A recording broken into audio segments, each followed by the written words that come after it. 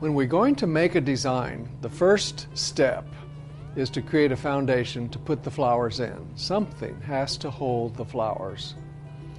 And for that, we're going to talk about wet foam products. The blocks come from the factory, pre-cut into rectangular shapes.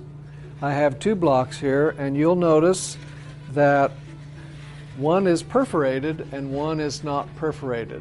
If we're going to use heavier stems, the one to your left is going to be a more dense product to hold heavier stems.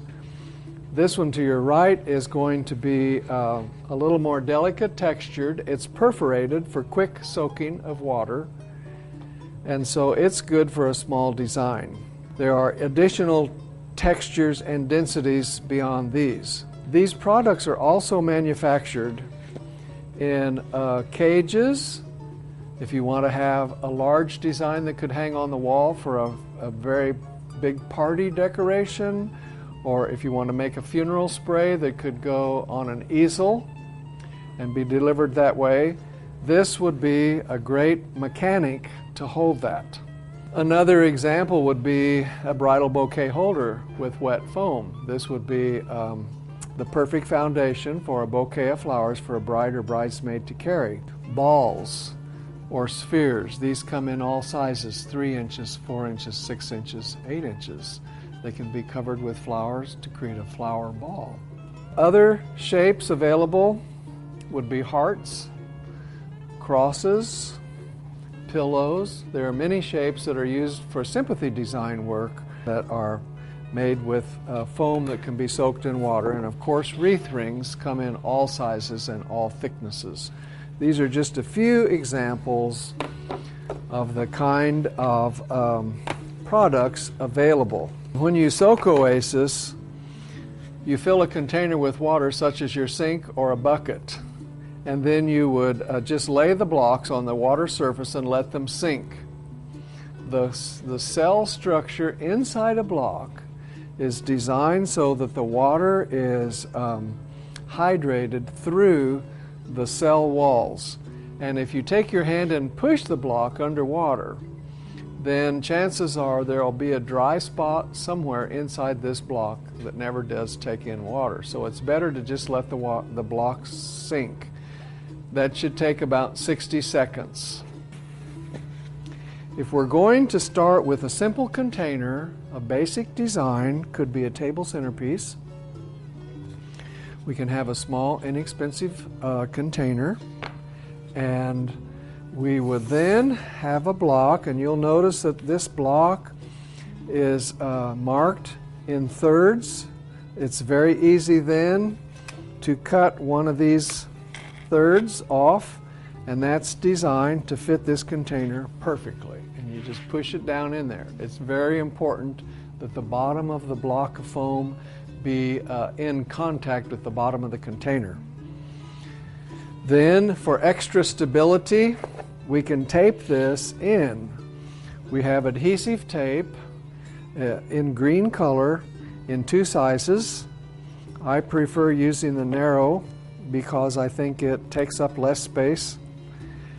And I would make a strip of tape going across the block of foam, taped onto the container, one piece of tape going north and south, and another piece going east and west.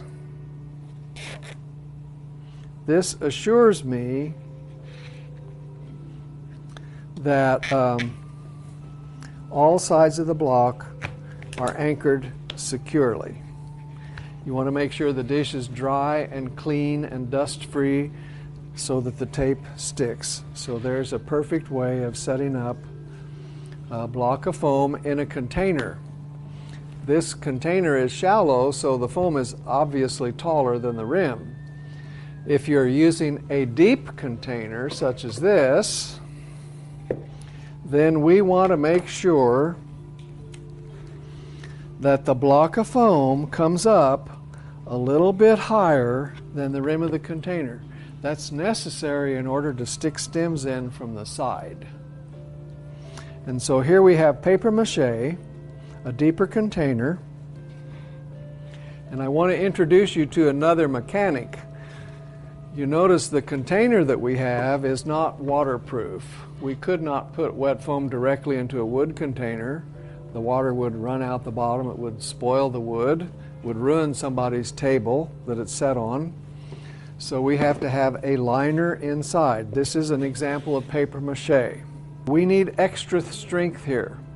If we try to put a lot of large stems into one small block of foam, it's easy for that block of foam to break. So we would put a piece of chicken wire over this, and we get our chicken wire from the wholesale florist in a roll already painted green so that it's easy to camouflage. And I would put the wire over the foam, tuck in all these edges. Where it has been cut here, we have a lot of sharp points, and we want to make sure that all of those points are inside the container. All the sharp edges must be tucked inside the rim of the container so that later on, when this is full of flowers and foliage and a person reaches in here to pick this up and move it, you don't get one of those sharp edges up under your thumbnail. We anchor this not with tape.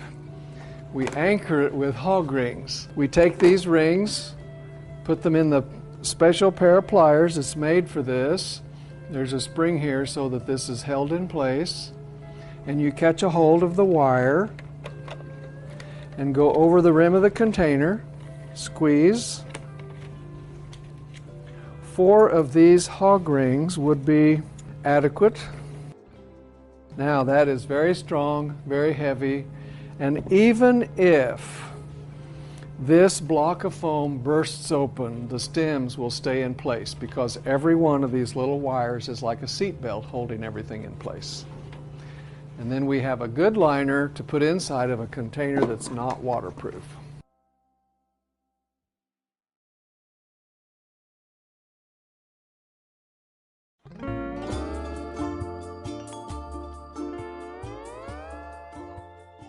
We have a category in floral design called mechanics, and actually foam is one of the most basic mechanics.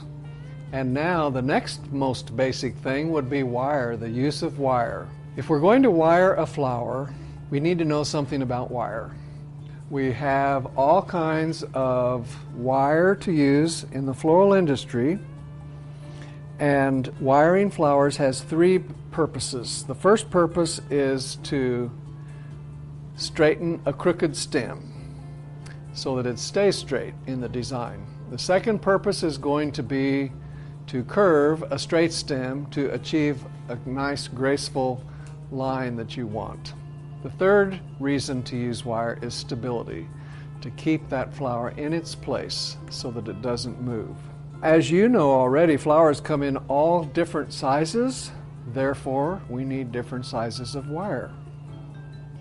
I'm holding in my hand number 16, and number 16 means gauge. That is the gauge of the wire. Gauge means size. The smaller the number, the bigger the wire. This is the biggest wire we have in the flower shop. It would be used on large stems with heavy heads, such as standard chrysanthemums, large lilies, something of that nature. The most useful size is the next one. It's number 20.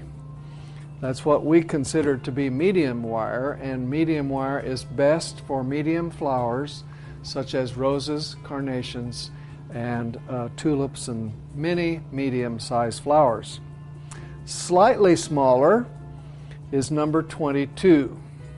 22 would be for medium flowers that are a little more delicate. If we put a wire that's too heavy on a stem, it makes the flower look ungraceful, and we don't want that. The next size is number 24. Number 24 is the largest of what I call our small wires. Most of the small wires are used in corsage work and wedding bridal bouquet work. So number 24 And then we go down to a thinner wire, number 26, for very delicate stems. And we have an even thinner wire, number 28. 28 is so small that sometimes you can't hardly feel it in your finger. Number 28 wire is ideal for corsage work, because when we make a corsage, we want that corsage to be as lightweight as possible. Therefore, we would use the thinnest wire that will do the job. So those are the 6 sizes of wire. In addition to these straight wires, which are all manufactured in 18-inch lengths, we have spool wire. Spool wire is a long, continuous filament of wire that's rolled on a spool or a flat paddle. Sometimes that's called paddle wire. The purpose of this is to make garlands or to wrap stems together in a continuous line. That an 18-inch wire, you'd be running out and having to start a new wire over and over and over again. So the spool wire will take care of the entire length that you need. So these are all useful examples of basic mechanics. These wires are painted green to help them be camouflaged in the design, because when a design is finished, we don't want to see the wire. We do not want to see this basic mechanic wire. If it's silver, then it shines and we see it, and another problem with silver wire is that it rusts if it gets wet, so the green wire does not do that. Then we have a category of decorative wire, and the decorative wire comes in colors. I have 3 examples here. This is really a number 16 size, but this wire is aluminum, so it's very flexible. And this would not be used as a mechanic so much as it would be used as a decorative accent in a design. And so I have 3 colors here. And then we have very thin wire that's also decorative. And these wires come in many colors that I don't have. These wires could be used to attach beads to corsages and tiny feathers, and to do all kinds of delicate decorative work. Not limited to corsages necessarily, can be in any kind of a design. So there are many kinds of wire available in the floral industry.